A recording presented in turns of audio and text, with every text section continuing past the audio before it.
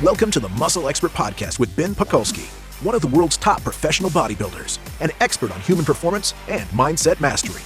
Ben dives deep to deliver the strategies of the top experts to upgrade your body, mind, muscle, strength, performance, biochemistry, and how to become the upgraded modern man. What's up, ladies and gents? Welcome to the Muscle Expert Podcast. I like protein, you like protein. I did the protein deep dive with Dr. Rob Wildman, the head of the International Board of Protein and an all-around brilliant researcher, very, very brilliant guy associated with Dymatize Nutrition. But Dr. Wildman and I today discuss everything you want to know about protein, getting into requirements versus recommendations, what type of protein is going to be the best for muscle protein synthesis, a lot of the common myths, talking about collagen, talking about whey, differentiating between the benefits and detriments, getting into things like leucine, BCAAs, hydrolyzed whey versus concentrate, how all these things are playing into our ability to synthesize protein. How much do we really need? Is there such thing as too much protein? Answering all these questions that are common myths, misconceptions, and misunderstood facts about protein. Dr. Rob Wildman is an absolute wealth of information, and you can check him out all over Instagram. He's also the head of the International Protein Board on, you can find them on Instagram and on Twitter. And without any more of my rambling, I hope you guys absolutely appreciate and enjoy this conversation with Dr. Rob Wildman. If you do, share it with at least one person you know and love. One more special announcement before we begin this podcast, guys. You know that this last week on social media, we were doing a giveaway of a Juve Solo. So I want to announce our winner. But first, I want to thank each and every one of you for subscribing to the podcast and continue to be part of this movement of intelligent muscle building around the world.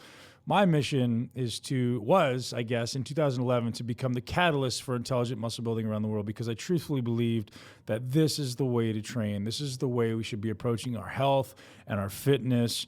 And it's since evolved to realizing that we were the catalyst and we are the catalyst for intelligent muscle building. But now it's to literally get this into the hands of every man and woman around the world to really empower you and me with the knowledge and skill set to build your greatest body and ultimately live a life that you love. And thank you all for contributing to that mission and being part of that mission by subscribing to this podcast, listening to all our amazing guests. And this week's winner is Christy Mahan. Christy, thank you so much for your comments. Thank you so much for your continuous support.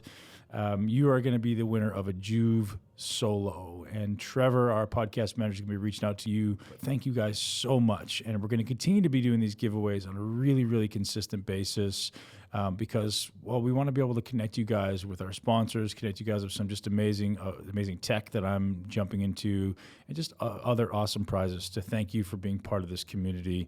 We're trying to give back in as many ways as we can. So continue to listen to the podcast and look out for these awesome weekly giveaways. Thank you, obviously, to our sponsor, Juve, for contributing this incredible gift. And enjoy the show, guys. I'd love to start talking about how much do I need versus how much is ideal. Those are two different things, right? Obviously, like, what is my minimum daily requirement compared to if I want to be optimal as an athlete and recover and grow? What does that look like? And how does that start to fit into different demographics as you talk about getting older? Is there a definitive drop-off point where things start going south, or is it just to do with surely the amount of muscle tissue you have, or how does all that work? I always like to separate the two terms, requirements and recommendations. In my view, a requirement is the absolute minimum you need, otherwise problems begin. And, when you look at protein, protein, along with a lot of the other RDAs, they were developed in the 1940s in the United States in a period of war. And so it was really to help define the minimum amount of nutrients that would help keep us out of harm's way, development of signs and symptoms of deficiency, and generally be, moderately healthy, grow, development, and so forth, but not really allowing us to better understand how much we would need, or how much would really benefit us to sort of optimize health, optimize longevity, and more importantly, be specific to life's conditions and personal aspirations and so forth. Sport is a perfect example that we know that protein requirements are at least double that when, for people who are sedentary. So just that alone. Makes Wow. us, makes you think that, there are circumstances in which we have to pay more attention to protein and we need more base minimums in our diet, whether it's athletic performance and, even weight loss. At any given time, you hear estimates that 40% of the adult population is sort of cycling through some kind of attempt to, lower their calories or get a handle on their body weight or burn more calories. So in those scenarios where you're trying to create a caloric imbalance, that's another situation where extra protein is definitely needed and will come in very handy during the weight loss process. So talk to me about the athletes, because obviously that's my demographic, and I'd obviously assume that there's probably even another step above that with the bodybuilders, right? Like, an athlete doesn't necessarily mean they're creating that much muscle damage like a typical, hard training bodybuilder would. I'm curious if anybody's dug into kind of the difference there.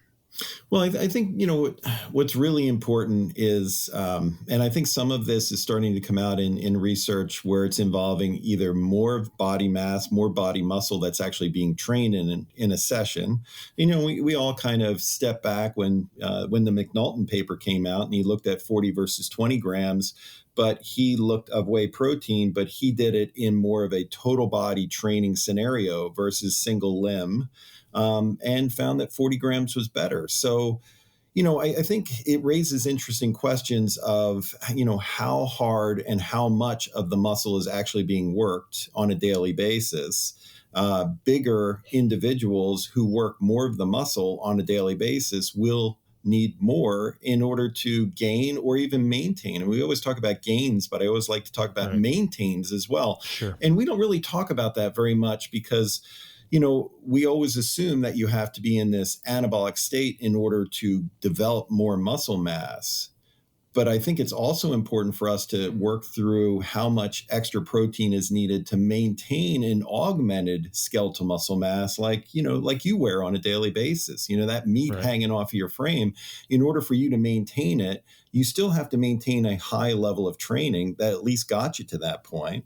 And so you would assume that the protein needs are, they're going to be around that same point as well. And you're training it harder and, it's the increased protein requirement is still there. So one of the big questions that comes up, obviously we can kind of circle back around to actual numbers quantified throughout the day, like how much should people be taking in. Mm-hmm. But this assimilation per meal is something that still comes up in regular conversation. Like you said, 40 grams of whey protein is better than 20. Well, how much can the average person, again, very subjective term, but how much can the average person or maybe the average athlete assimilate at a serving? Is it something where, like, if I eat, I've been known to eat 12 to 16 ounces of meat at a meal. Like, is that effectively just being flushed out, or is my substrate amino actually elevating over the next 5 or 6 hours? I'm very curious, just like the mechanics of what's happening when I ingest a 12 to 16 ounce ribeye. Yeah, and I think we run into trouble sometimes when we take very simple digestion and absorption models like whey protein, fast digesting, clears the stomach quickly, enters the small Right. intestine, and you see that rapid rise in amino acids within the first 30 minutes or so, and then it's on its way back down after like 120 minutes, and you're like, oh. Right. Well, what if I flood my body with 70 grams of whey protein? It's just going to overwhelm it. And that's not really the case. I think the anatomy of the digestive tract slows the entire process down. We tend to forget that when we consume food, it depots in the stomach. And as it depots in the stomach, it churns up in the gastric juices, and then it's slowly spurted into the small intestine in a very rhythmic, timely fashion. So you can overconsume protein, but you won't necessarily step on the gas pedal in getting a lot more protein in the small intestine quickly. So, the digestive tract itself will begin to slow down the process. So that heavy protein meal will actually digest and absorb over a much longer period of time. So, in a way, if you load up on a mixture of different proteins, you go, well, I've got some fast acting proteins and slow acting, you're basically going to stretch that whole thing out anyway. And then if you combine it with other macronutrients, you're going to continue to sort of affect the entire process. So, I think it's important for us not to confuse different models. such as a single protein in a very isolated state absorbed on a fasting GI tract versus sort of a mixed meal that combines a large volume of food that then will take its time, take normal digestion time as it moves from the stomach through the pyloric sphincter into the duodenum and the jejunum in the upper part of the small intestine. It's going to slow it down. Yeah, absolutely. Talking about one thing that just came up while you were speaking there, the optimization of protein, right? So I'd like for you to get into, a little more of the detail around maybe giving some numbers if you can. I know maybe it's kind of abstract, but I know our listeners are curious because we get it asked all the time. What can we absorb or assimilate in a serving? And then what things you're looking at to affect absorption assimilation? Well, I think the big thing is, in different size meals, you still will have a very high efficiency of absorption. So usually with protein, it's well above 90% digested and absorbed, and we can track those amino acids and where they go. I think it's safe to say, and I want to pull back for a second because a lot of times we model our thought process around skeletal muscle, and there's a whole bunch of other tissue in our body that has a significant amount of protein. The average lean individual, maybe 60 to 65% of his body protein is in skeletal muscle. Ben, for you, it's going to be more because you have more muscle mass, but still, you've got skin, hair, nails. You've got connective tissue throughout the body. Bone itself is about 30 to 35% protein by mass. You've got all the different, transporters, enzymes, all that, spread throughout the body. And Let's not to mention that, even when we talk about the efficiency of protein digestion and absorption, even if it makes its way past some of the major absorption sites, which are typically in the small intestine, if it drops down into the large intestine, that's where it begins to interact with more and more of our microbiota. And you've got, a whole host of microorganisms down there that are also going to take it up.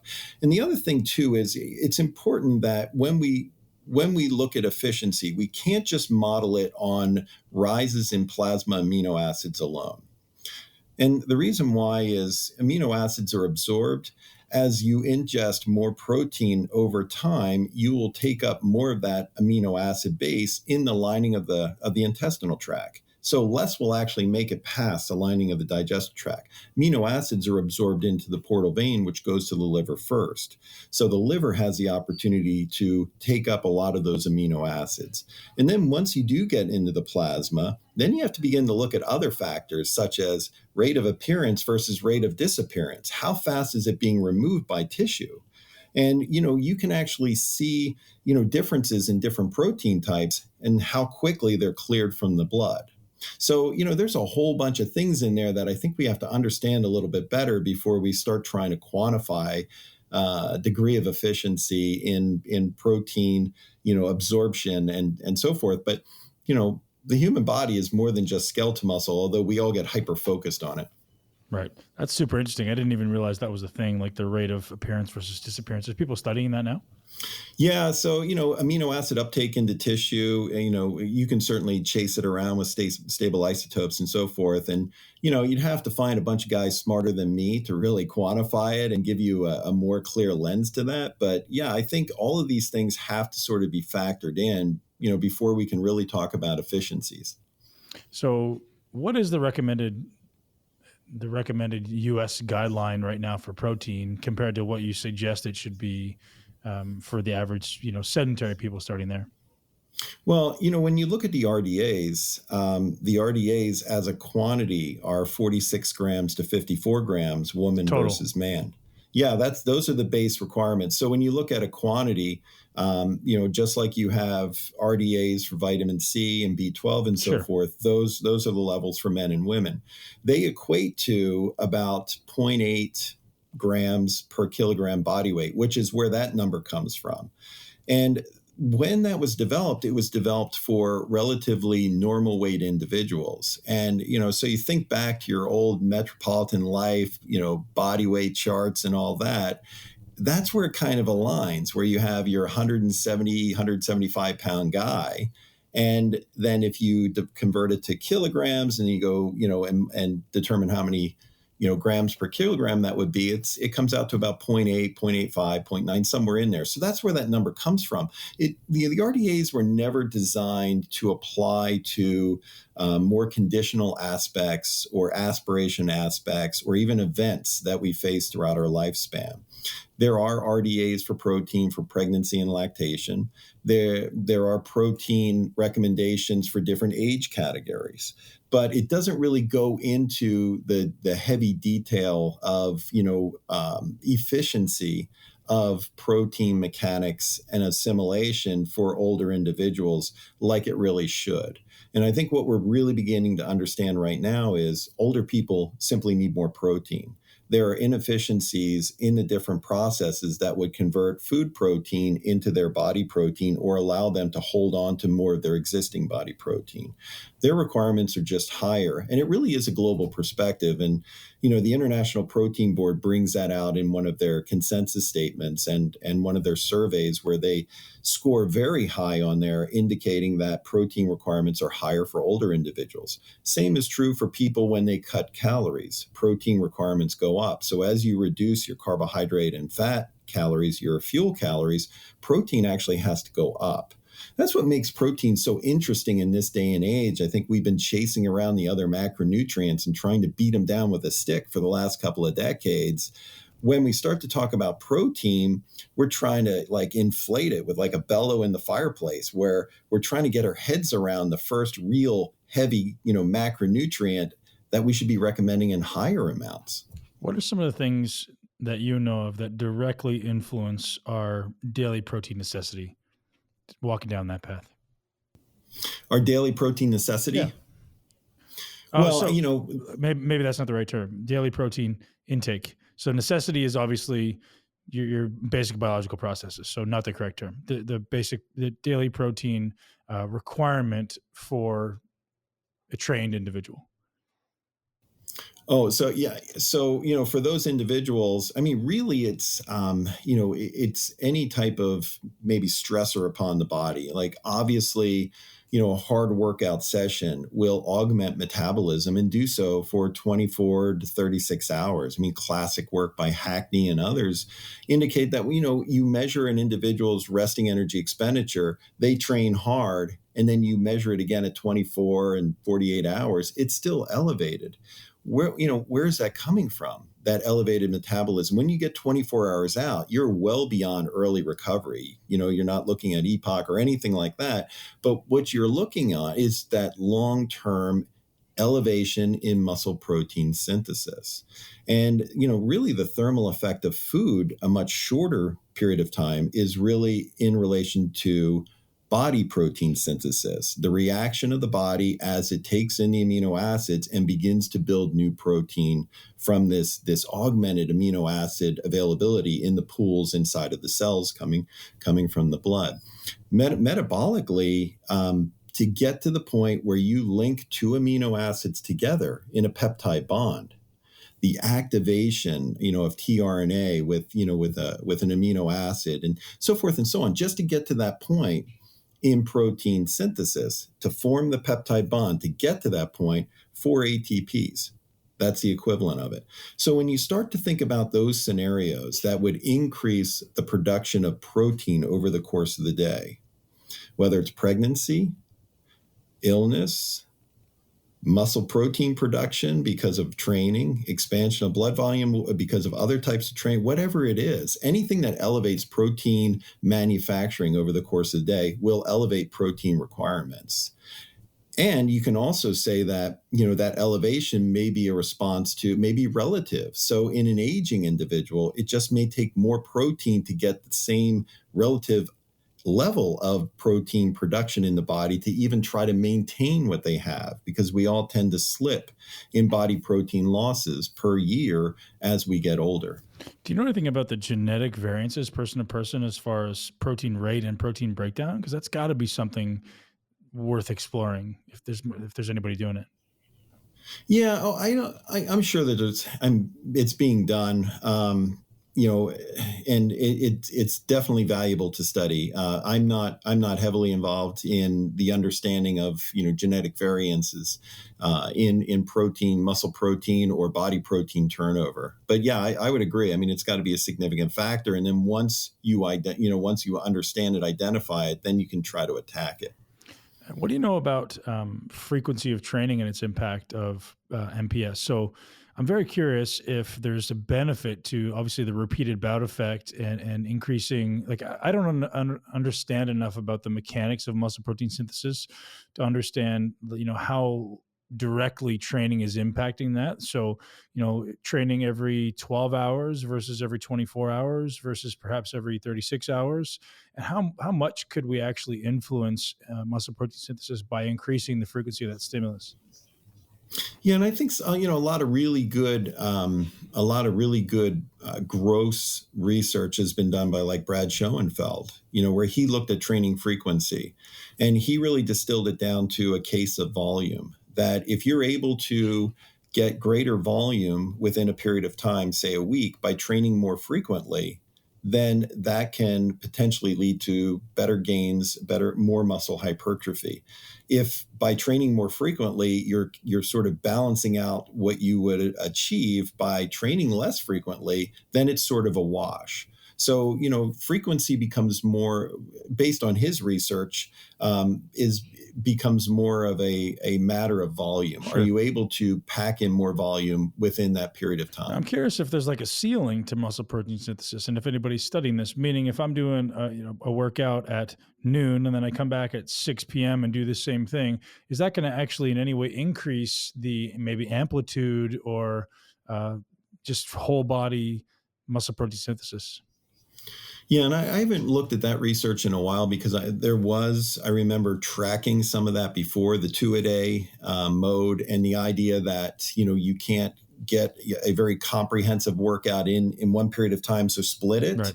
And if I remember correctly, and it seemed like you can augment muscle protein synthesis in that second workout over the course of the day. The amplitude of response, I believe, was not as great relatively to the load as it was earlier in the day, but you still get a good response. So the idea was that you can still exercise twice a day and have the same volume benefit by sort of splitting it.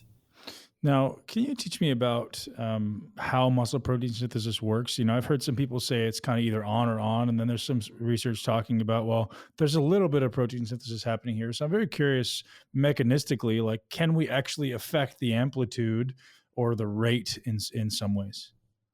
Yeah, absolutely. So, when you look at what's going on in muscle, and this is really going on in every other tissue in the body, with the exception of red blood cells, any cell type that has, that's nucleated or has mitochondrial DNA will be able to manufacture protein. And, daily it's a balance between what's being produced and what's being broken down. So if you think about, the ultimate goal of a cell, whether it's muscle or other cell, it needs to respond and it needs to survive. So it's going to make the proteins on a continuous basis that will help it, be its best cell type within that period of time, and then maybe help it adapt based on the stressors that it faces, the challenges that it faces. So the easiest example would be, in muscle cells, muscle may make protein types, even in a fasting state, it'll make those protein types that will help it be more efficient in a fasting state. So maybe it's metabolic enzymes that help with, beta oxidation, whatever it is, versus in a post-exercise state, it's probably ramping up. It's definitely ramping up more of the contractile proteins, especially if it's in a nourished state and that nourishment coming from protein. So muscle protein or body protein synthesis is always happening. Classic work, mostly out of Bob Wolf's lab, and those that came out of Bob's lab, you look at the simple bar graphs, and the guys come into the lab first thing in the morning, muscle protein synthesis is here and breakdown is here. Well, that makes perfect sense that if you're in an unfed state, you always have to have more breakdown versus synthesis because the amino acids have to come from somewhere. And the breakdown's always going to be greater because of the inefficiency in the process. And then you've got the post translationally modified amino acids like 3-methylhistidine that we can't use again. So, there's always more breakdown than synthesis that you'll see. And it's never at zero. It's never at zero on either side, no matter how well nourished you are, because it's just the cell type is responding both to its immediate needs and then any type of adaptation that it needs to, that it registers that it needs to do in order to be better an hour from now, a day from now, a week from now. What does research say about slow acting or like slow release proteins? Well, I think, we all like to target casein as the slowest digesting and absorbing protein. And a lot of that just really comes down to, its passage through the stomach. The idea that casein, spends more time in the stomach is really a matter of the protein, the nature of the protein itself. It doesn't do well in acid. So when it gets into acid and the acid of the stomach, it sort of gels up and it kind of globs together, and it makes it very difficult to pass into the small intestine. So it's a much slower, steady release protein versus, say, whey protein that says, hallelujah, I love an acid bath, and it easily spurts into the small intestine. So, we can look at protein kinetics and maybe think strategically about them. One thing that's important to always remember about casein is if it's digested more slowly, you may need more of it in order to reach peak amino acid levels over that period of time. So you don't want to, if you're trying to use casein strategically overnight, I think you want to make sure that you have enough of it because it's going to be digested much more slowly. The rise in plasma amino acids will be much more subtle, but longer. So you may need a little bit more. Or I think what's becoming more popular now is to sort of layer on top of it either branch chains or essential amino acids, or even do like an 80-20 of whey protein to give you that early kick. You mentioned something in there, reach a peak, maybe state or peak level of aminos. Can you tell me about that? Well, there's, an idea out there that, you have to achieve a certain level of amino acids within the blood in order for there to be an effective flow from the plasma into muscle cells to allow ample amount of amino acids so that you can optimize muscle protein manufacturing. So, there's what some consider the muscle full or the muscle fill level. It's a, sort of a theoretical threshold that you want to achieve, especially with your essential amino acids. I think that's one of the biggest gap fills that the IPB can really help with is, the American Medical Association. I mean, what should they say about protein? Now, right now, they don't say much. So the idea of, going to your doctor and saying, hey, doc, if I get 1.2 grams of protein per kilogram body weight, or, my buddies tell me I need 1 gram per pound, is that too much? Well, by and large, they're going to say, well, the RDA is this. But, the RDA Right. doesn't apply. Because they have to, don't they? Isn't that like part of the, being a physician is you have to follow the guidelines? Yeah, but the guidelines weren't written by the American Medical Association. They're coming out of, the Food and Nutrition Board, the IOM, and, it's federal based. But he's a healthcare professional and he falls under the bigger umbrella of the American Medical Association. Same is true for like the American Diabetes Association. And even I'm a registered dietitian, so I fall under an umbrella of the Academy of Nutrition and Dietetics. And the only real firm recommendations that the AND makes is around exercise and in conjunction with the American College of Sports Medicine and the Dietitians of Canada. Outside of that, there's some information on very low calorie diets and the importance of protein, but really they don't go, there's not a firm recommendation sort of standard for, aging, for weight loss, for, Right. and you've got the acceptable macronutrient distribution ranges for protein, which is part of the same body of requirements that produces the RDAs, and that's 10 to 35% of your calories is protein. That's a broad range. And with it, there's not real good practical application standards that would help somebody, figure out where should they really be in that 10 to 35%. Do you think most people, just general statement, would benefit from increasing their protein? Like an average sedentary human being, do they need to be taking in these higher amounts of protein like an athlete's trying to do? Well, I would say it can't hurt and it can only help. And here's the reason why. I think what we're doing right now isn't working. We are taking in too many calories to begin with, and not enough of those calories are coming from protein. Protein is going to be the most helpful in helping people manage their weight, helping them feel satiated, helping them metabolize more calories over the course of the day.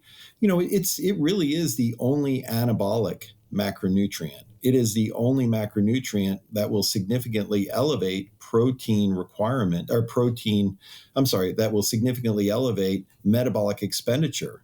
That's why its thermal effect of food is so much higher than it is for carbohydrate and fat.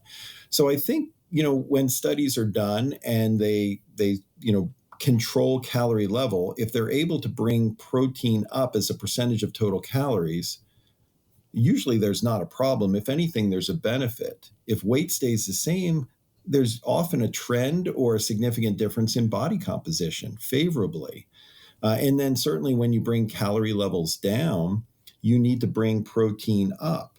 And, it's just, it's a simple fact. It helps recover some of the protein that is used for energy, but at the same time, it's going to help them increase protein synthesis, especially if they're trying to increase their level of fitness at the same time. They're trying to hold on to muscle while they lose body fat. If they're resistance exercise, the best scenario in a low calorie scenario where they reduce their calories to say 80% of what they would need for maintenance, if they resistance train and have higher protein intake, they're going to do a lot better. It's possible that they can hold on to their body protein. And some studies suggest that they can even build muscle as they lose fat.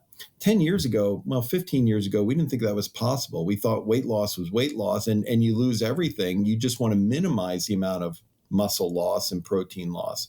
Today, with training and higher protein intakes, you can gain muscle mass while you lose body fat. You can be anabolic and catabolic simultaneously. That's beautiful. So switching conversations as far as demographics go, it seems pretty definitive that someone looking to build muscle, someone looking to optimize body composition needs higher protein. Now, how about the conversation around longevity, where there's this whole cohort of people trying to minimize mTOR on a regular basis for the fear that it could negatively impact longevity? Yeah, I don't know. Mechanistically, I see it and I hear about it from time to time, but I'm certainly not an expert in that area. I don't know if we're really chasing the right thing there. So, certainly there was a theory at one time that you only get so many heartbeats, so that people shouldn't, do cardiovascular training because they're going to shorten their lifespan. And, we don't really see that to be the case either. I don't know if it's really that big of a deal. And I don't know if we're chasing the right thing or if we're just trying to find a culprit and blame it on that. Is there any negative impact to too much protein in your opinion? Only when protein levels in the diet begin to sort of push out other beneficial nutrients. And that's about it. Outside of that, I don't think so. The problem a lot of times with when we look at protein in general, and I speak about protein only as a macronutrient, then you have to get to the actual food source of protein. That protein as a macronutrient, if it's elevated in the diet and you keep calories at the right level, there's not going to be a problem. You can continue to elevate it. If anything, you might see improvements in some of the other aspects involved in metabolic syndrome. You might see, if they're borderline high or, high in glucose, that may come down a little bit. Same with triglycerides, it may come down a little bit. I mean, those are really markers of excessive intake of carbohydrate primarily, and then carbohydrate and fat. So if you lower those, for most people, while you elevate protein, they're going to come down. No negative impact of some of the metabolites of protein digestion that we know of? No, not necessarily. Not anything that we should really be concerned about. And it used to be that, and I remember when I was in school and textbooks would even include, the potential problems and, that you can experience it with a higher protein intake. And it usually came down to a couple of different, potential problems. One was, if there's more protein in the diet, you end up making more urea in the liver. That can tax the liver, generation of ammonia that can go into the blood, so forth and so on. So the potential to disrupt normal liver function and possibly have a pathological effect. Then once you create the urea, it has to be excreted by way of the kidneys. Right. So that increases glomerular filtration rate, that taxes the kidneys become overwhelmed, and then over time you begin to move into, kidney problems, renal failure, and so forth. So those two alone, the liver and the kidneys, generally have been dispelled as a possibility. By and large, people who take in more protein, especially as part of a healthy lifestyle, no problems whatsoever. Even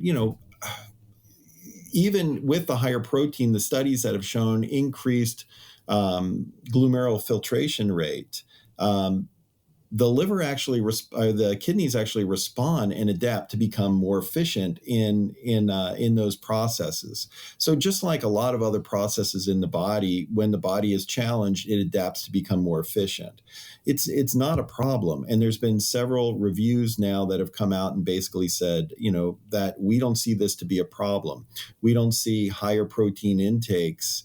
If you just solely increase protein intake above and stack it on top of, a caloric intake that, would be more of a weight maintenance one, just the extra protein itself over time. And there have been studies that have gone above 3 grams per kilo for 6 months, a year, and they don't see anything deleterious. They don't see anything with glucose, triglycerides, inflammatory markers, and so forth. So I think with regard to the liver and the kidneys, it's not problematic at all. And then with regard to bone, because that's the other part that people often look at. Yeah. And there were several studies, a couple of decades ago that suggested that when you have higher protein intakes, you end up with more calcium in the urine. Well, where did it come from? It must have come from the bone. So eventually, with good research, we actually determined that higher protein intakes lead to greater calcium absorption, which then leads to greater calcium excretion, meaning that it's not coming from your bone, it's actually coming from enhanced absorption.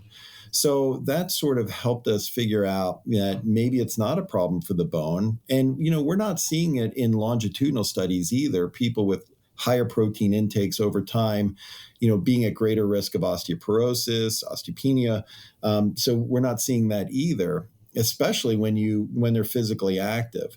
The other school of thought was that, once we began to look and they said, oh, more calcium in the urine, well, certain amino acids may be linked to elevating the acid level of the blood, and that dissolves the bone, liberating the calcium and so forth. These are just an old way of thinking. When you look specifically at the bone itself, and probably the leading authority in the area of the skeleton is the National Osteoporosis Foundation. They had a meta-analysis, a great review paper that they published a couple of years ago that basically said that high protein diets are not problematic for the skeleton. And if anything, there's a couple of regions of the skeleton that may actually be more dense. So if anything, it's a potential benefit for certain parts of the skeleton. And worst case scenario, it has no impact whatsoever. People with impaired kidney function, at what point does protein begin to become an issue? For anybody who is in early end-stage renal failure, yeah, absolutely. So, but, as a dietitian, you rotate through renal and so forth.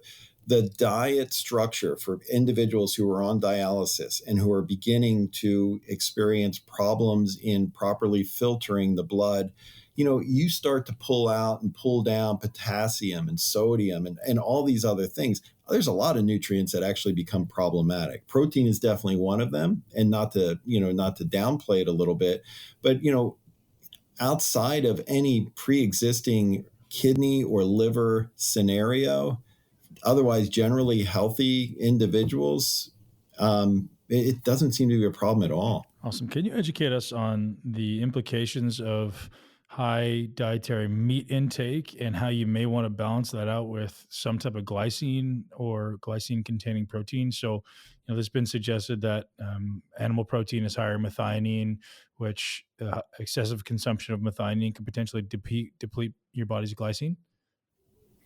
Well, I'm not overly familiar with that. I would be more in favor of just, encouraging balance of your protein sources in general. So as people build their diets, to get your protein sources from a mixture of different proteins. I mean, that may be one scenario where we're looking at specific amino acids. Methionine is an essential amino acid, highly valuable. It's a limiting amino acid for some plant sources.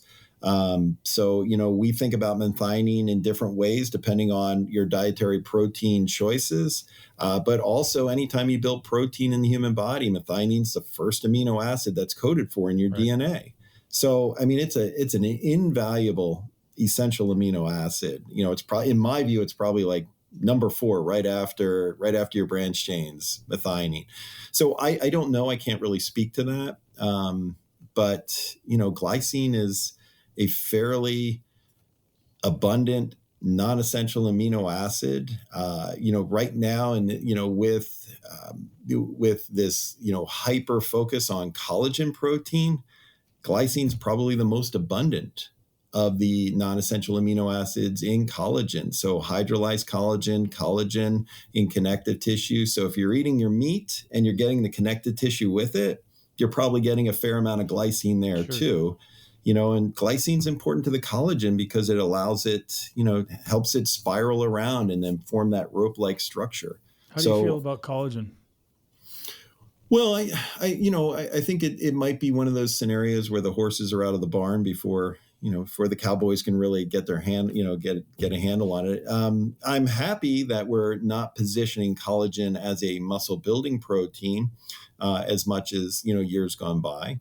Its amino acid composition is not as favorable as other proteins. Hydrolyzing the collagen can certainly help in the digestibility of it. But, the bottom line is, it's glycine rich, which is a non-essential amino acid, plus it has hydroxylated amino acids that, we can't reuse. So I think as you plan your day for total protein, it wouldn't fall into my top picks for the proteins that I would choose if I'm trying to either balance calories as well as build protein, body protein. Where it falls with, body connective tissue, skin, hair, nails, so forth. There's a lot of different collagens in the human body. I think there's 5 different types of collagen in the human body, and I'm not sure that I really understand the translation of collagen-based products into body collagen or connective tissue, skin, hair, nails, and so forth. So, it's definitely an area because we're all kind of being forced to learn about it a little bit more because of its popularity in the marketplace. It's something that I'll be learning a lot more about, in greater detail. But I wouldn't choose it as a high profile Rob Wildman protein, because protein's my favorite nutrient. And I got a specific job in mind for that protein in my diet. Very cool. Now, so obviously if collagen is not at the top of your list, I'm going to assume that whey is. I'd love for you to maybe differentiate for the listeners, the benefits, or if there is a difference at all between isolate, concentrate, and just a whey blend, which people would see often. Because I know that's just maybe very old news for you, but I think there's probably still a lot of listeners out there who are kind of unsure and confused as to whether they should be using isolate or peptides, or what should they be using. Yeah, so the major difference between, like, say, a whey protein isolate and a whey protein concentrate is how long it's processed before it's dried and bagged up and and sold into the marketplace. So, basically they're taking whey, liquid whey, and it's being processed. It's running through a series of tubes, and those tubes are filtering out carbohydrate and fat primarily. And, whey protein concentrate is just pulled from that a little bit more quickly. Whey protein isolate continues in the process, and you remove more of the lactose and more of the fat.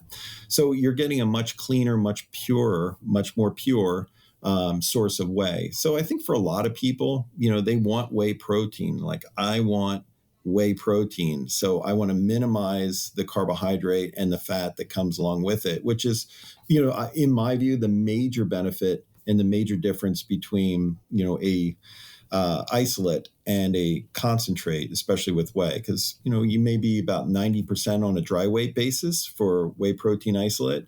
For the concentrate, it may be about 80% whey or protein on a dry weight basis. So it's just a little bit more isolated, hence the name isolate. It's just more isolated.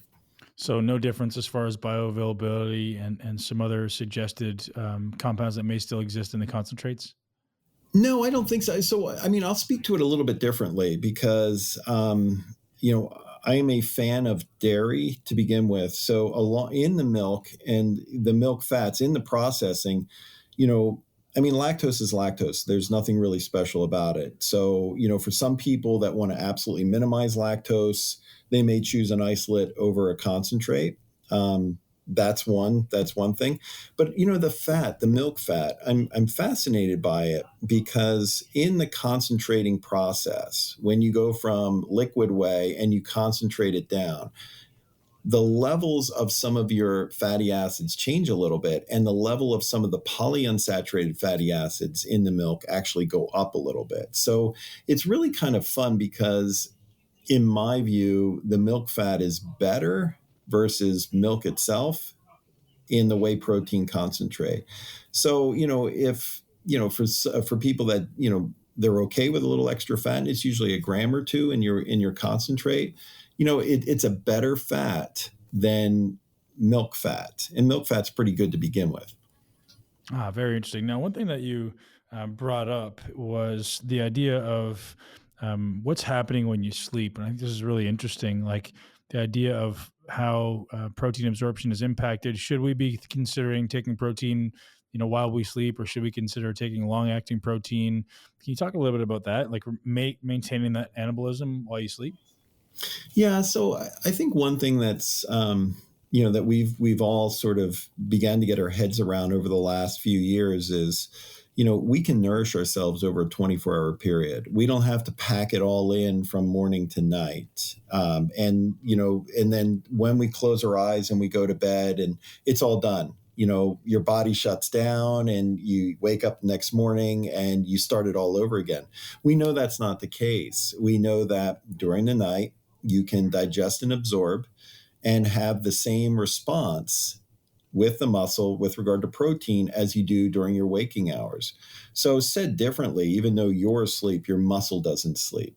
Furthermore, if you train hard earlier in the day and then you go to bed, that adaptive process that we talked about earlier doesn't stop when you go to sleep. It's still going as well. And it can still benefit from the nourishment of available amino acids coming from protein.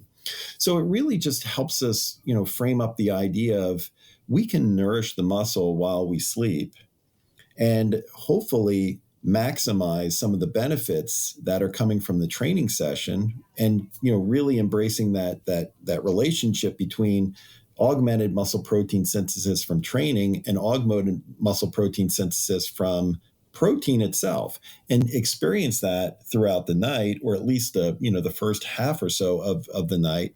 And then on the other hand, to not experience the typical catabolic response that can happen during the night where, the muscle begins to break down more protein than it makes. So, it slips into that catabolic state somewhere during the night. So, having protein before you go to bed benefits the muscle and, can help eliminate that catabolic state. The other thing that I think is really interesting is, a lot of times people are fearful of eating before they go to bed. And, the reason is that, if I eat before I go to bed, it's going to disrupt fat breakdown and fat burning while I sleep.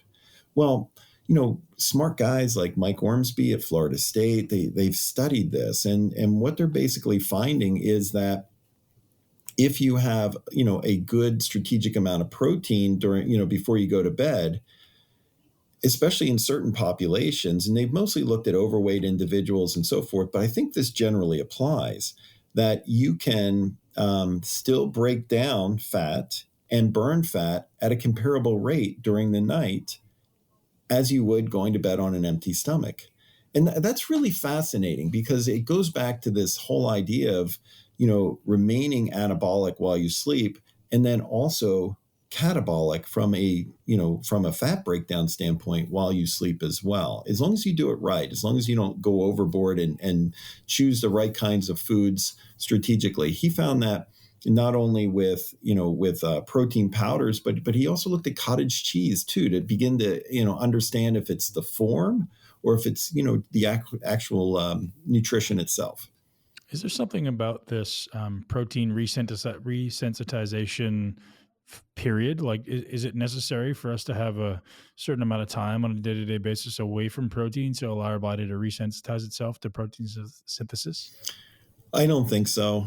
And that's my opinion. And I don't know if anybody knows enough about it to really, call it out strongly. I can't imagine a scenario that would, and we're not talking about like a response mechanism, and we're not talking about hormone levels or anything like that. And we're talking about the most basic nutritional response, the response of tissue to the influx of food. It almost doesn't make sense why that would happen.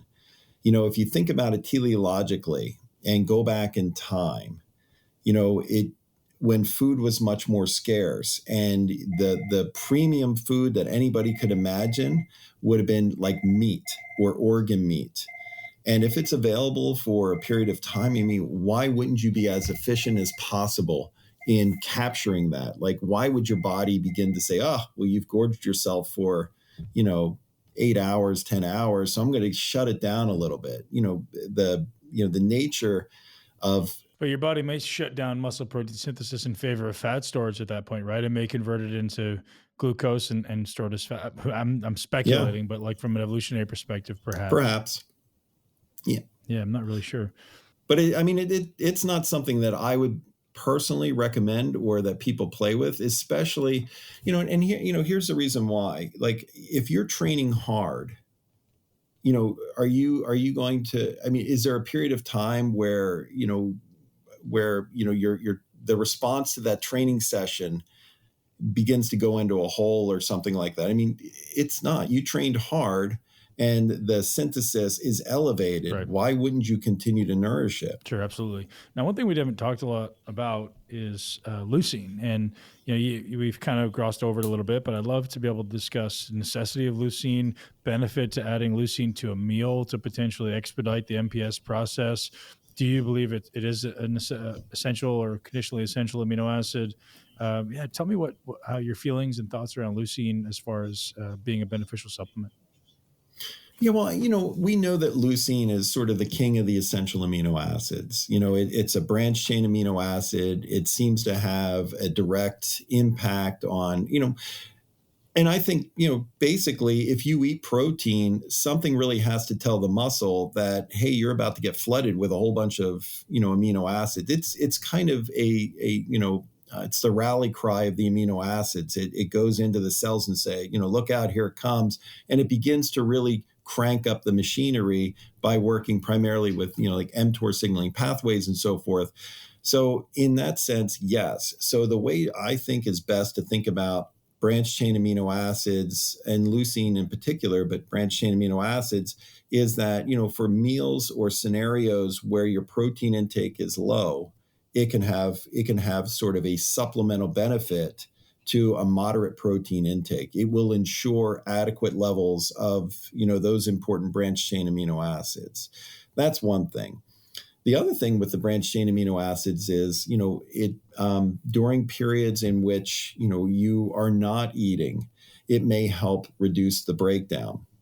And then also, if you use it around a workout and you're not overly fed, it may help with soreness, especially if you take your training up a level. So there's strategic opportunities for branched chain amino acids to be used. I don't recommend that people use branched chain amino acids in a fasting state, if they're going to go exercise or, whatever it is. I always just tell people to go ahead and have protein. I don't see the advantage of the branched chain amino acids over an intact protein source unless it comes down to the type of protein and they don't want to bloat or, they're doing deep squats or whatever it is. But, physiologically, so that might be an anatomical benefit, but a physiological benefit, you would get more out of the protein.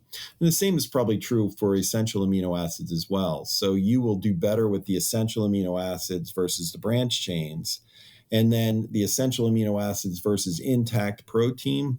And, we have to continue to study this, but, that might be a comparable effect. But with time, the protein should win out. Dr. Wildman, tell me what Dymatize is up to these days. What's new and exciting over there? You guys have anything cool coming out? Oh, yeah. Well, we're working on all kinds of stuff. Yeah, it's a lot of fun. And so we just launched an all 9 essential amino acid product, which, we're very excited about. We launched, so it's an important point. I think when you think about the essential amino acids, there's 2 key things that I think you need to keep in mind. A, what is the composition of your essential amino acids? Is there logic to it? And then the second thing would be, are your levels of your essential amino acids, especially particular ones, are they high enough? So you might have, a good ratio, but if you're only doing a serving size of 2.5 grams, is that really enough? How much is enough? So, I think a lot of it is going to hinge upon your branched chain amino acids and to make sure that you're probably, up around 4 to 5 grams of a 2-1 ratio. And this is, a lot of this is theoretical based on an unfed state and the response of muscle in an unfed state to that. And then, your other essential amino acids typically are about the other half of your composition. I believe, that there are some good ratios in food that you can model your essential amino acid ratio from. We actually formulated our essential amino acids based on whey protein. So those are the ratios of essential amino acids. And then we add a little extra branched chain amino acids on there to make sure that we got up to about 7.2 grams of branched chain amino acids. The reason for that is when people like to talk about leucine threshold, usually it's around 2 to 3.5. So we wanted to make sure that we were at the upper end of the range of leucine. Why would one of the listeners take essential aminos over, say, hydrolyzed, I can't say the word apparently, hydrolyzed whey isolate? Why would they? Yeah. Well, or both. Yeah. Yeah. I mean, it's just, it's a difference. So, if they use a hydrolyzed whey, then of course you get the non-essential amino acids. So then it might just be a matter of, calories or something along those lines. Outside of that, if the essential amino acid composition matches, you should get a pretty similar dose response between the two. And that's really a key thing when we look at the research, to make sure. And, there's a good paper that was done by Moberg where they matched leucine content in the different trials that they did. And, it just makes it important that, if you're going to compare different sources of supplements, you need to make sure that you have comparable levels of the key active amino acids in the different samples. How long has Dymatize been in business? Oh, so we're coming up on 25 years since 1994. I mean, we've been out there for a while, almost quarter century. I ask because I think it was the first supplement I ever used. I think in 1997 or 98, I ended up picking up some. I think it was like vanilla protein, and I loved it. It was awesome because, big fan since 1997, man. So kind of cool. Yeah. So, in our facility here, I mean, we have a full food science lab and a sensory lab. So, What's that? What's a sensory lab? Sensory lab is, so, we have our food science lab where we'll make we'll make our own powders and so forth and build them. But then we move it into a sensory lab. So in the sensory lab, it's like your classic sensory lab where you have the little kiosks, the little stalls where an individual can sit down and there's a pass-through door, and we take care of the lighting so that there's no bias based on color. And we control the sound in the environment. So it's just man versus product. Yeah. And so they taste it and then they score it based on, however we're challenging it. So, it's that kind of, Very cool. built-in processing that helps us make good choices as to how to flavor and sweeten products. Yeah, that's a huge thing in the industry right now, right? And you guys do a really good job with that. I mean, if anyone is, buying protein based on flavor, Dymatize is probably the top of the totem pole. Well, we appreciate that. We pride ourselves on that. We don't cut corners on cost for taste. Awesome. Dr. Wildman, thanks so much for your time. Do you want people to see you on social media at the International Protein Board, or where should we check you out? Yeah, so the International Protein Board is really exciting. So on Instagram, it's at International Protein Board. On Twitter, it's Protein Board. You can always follow me at The Nutrition Doc. So it's DOC at the end, The Nutrition Doc. You can visit my website, which is thenutritiondoctor.com, and that's Dr. DR. So I got the two, couldn't get them soon enough to sync those up. So thenutritiondoctor.com, and then The Nutrition Doc, and then International Protein Board. Awesome. Thank you so much for your time, Dr. Wildman. I appreciate it. Great fun. Great fun. Join us on benpakulski.com to learn the cutting-edge techniques to take control of your body, your brain, and create your greatest life. This podcast is for information purposes only. The statements and views on this podcast are not medical advice. This podcast, including Ben Pakulski and the producers, disclaim responsibility for any possible adverse effects from the use of information contained herein. Opinions of guests are their own, and this podcast does not endorse or accept responsibility for statements made by guests. This podcast does not make any representations or warranties about guest qualifications or credibility. This podcast may contain paid endorsements or advertisements for products or services. Individuals on this podcast may have a direct or indirect financial interest in products or services referred to herein. If you think you have a medical problem, consult a licensed physician.